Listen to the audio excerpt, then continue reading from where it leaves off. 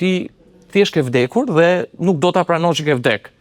Edhe po është e rëndë, po. Edhe kjo kërkon trajnim më vete. Padyshim që po. Qëndrosh më këmbë në tokë. Po, dhe ti duhet ta pranosh valla që vlla ke vdek, ka ik, kjo koha ka ik. Do të thënë po Tria unë kam bërë një këngë atëherë nuk dua ta di. Yes. Tani më erdhi në nuk dua ta di se sa shumë. Po Tria unë tashim atë këngë. Se jam unë ai. Ai ka qenë ditën 2002.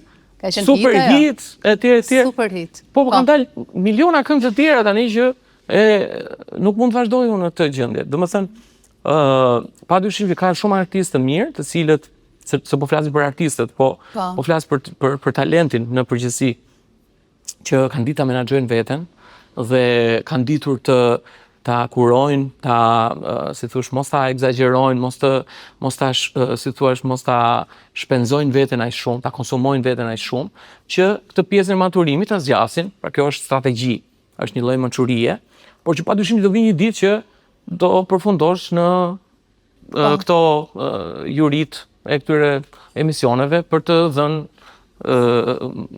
do më thonë, nuk është se ato jurit, nuk është se janë në një gjë e madhe, sipas. Pikërisht, unë besoj që s'janë një gjë e madhe. Një lloj pensioni. Po një lloj pensioni është, sepse ti do japësh gjykim për talentet e reja. Pra nuk do jesh më ti ai stari në skenë që do performosh, por do gjykosh me, pra je ylli në atë karrierën tënde, në eksperiencën tënde. Ylli në perëndim.